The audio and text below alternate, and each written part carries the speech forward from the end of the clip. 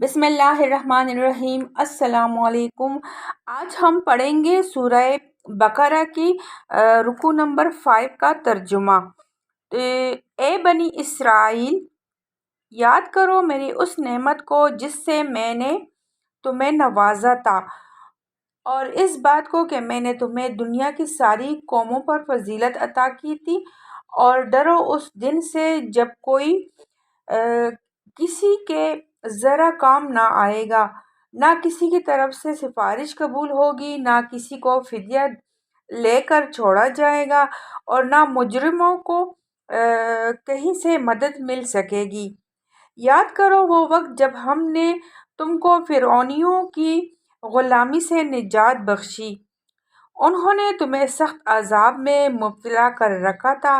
तुम्हारे लड़कों को ज़िबा करते थे और तुम्हारी लड़कियों को ज़िंदा रहने देते थे, और इस हालत में तुम्हारे रब की तरफ से तुम्हारी बड़ी आजमाइश थी। याद करो वो वक्त जब हमने समंदर पार कर तुम्हारे रास्ते बनाया था, फिर इसमें से तुम्हें बखैरियत गुजार दिया। फिर वही तुम्हारी आंखों के सामने फिरौनियों को गर्काब किया।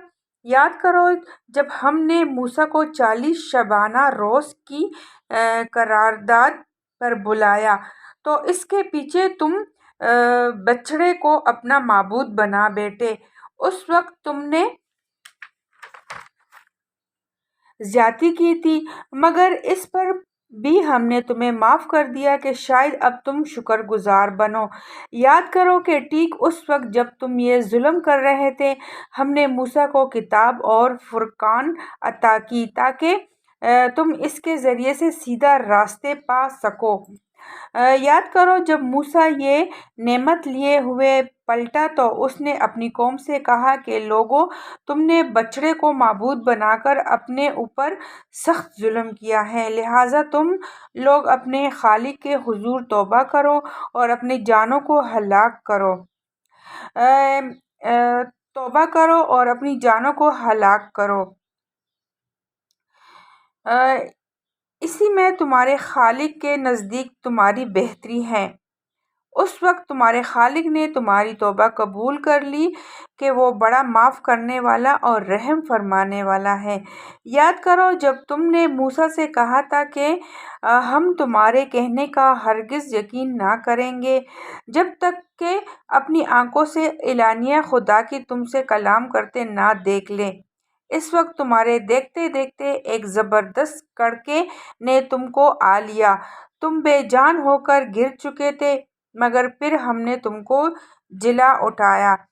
शायद कि इस एहसान के बाद तुम शुक्रगुजार बन जाओ।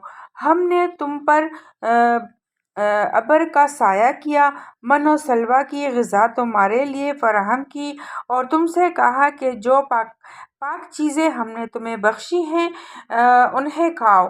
मगर तुम्हारे इस्लाफ ने जो कुछ किया वो हम पर उनका जुल्म ना था, बल्कि उन्होंने अपने ही ऊपर जुल्म किया। फिर याद करो जब हमने कहा था कि ये बस्ती जो तुम्हारे सामने है, इसमें दाखिल हो जाओ, इसकी पैदावार जिस तरह चाहो मज़े से खाओ, मगर बस्ती के दरवाज़े में सजदा रेज़ होते हुए दाखिल होना और कहते जाना, हितातुन हितातुन, हम तुम्हारी हताओं से दरगुजर करेंगे और नेकूकारों को मज़ीद फजल और करम से नवाजेंगे। मगर जब बात उनसे कही गई थी, जालिमों ने उसे बदल कर कुछ और कर दिया। आखिरकार हमने जुल्म करने वालों पर आसमान से अजाब नाजिल किया। ये सज़ा थी उन नाफरमानियों की जो वो कर रहे थे। अब इसकी तफसीर पढ़ते हैं। इसका ये मतलब नहीं कि हमेशा के लिए तुम्हें तमाम दुनिया की कौमों से अफजल करार दिया था, बल्कि मतलब ये है कि एक वक्त था जब दुनिया की कौमों में तुम ही वो एक कौम थे जिसके पास अल्लाह का दिया हुआ इल्म हक था, और जिसे अक़वाम आलम का इमाम और रहनुमा बना दिया गया था, ताकि वो बंदगी रब के रास्ते पर सब कौमों को बुलाएं और चलाएं। आले फ़िरऔन का तर्जुमा हमने इस लफ्ज़ से کیا ہے۔ اس میں خاندان فرعونہ اور مصر کا حکمران طبقہ دونوں شامل ہیں۔ یعنی مصر سے نجات پانے کے بعد جب بنی اسرائیل جزیرہ نمائے سینا میں پہنچ گئے تو حضرت موسیٰ کو اللہ تعالیٰ نے 40 شب و روز کے لیے کوہ طور پر طلب فرمایا تاکہ وہاں اس قوم کے لیے جو اب آزاد ہو چکی تھی قوانین، شریعت اور عملی زندگی کی ہدایت عطا کی جائے۔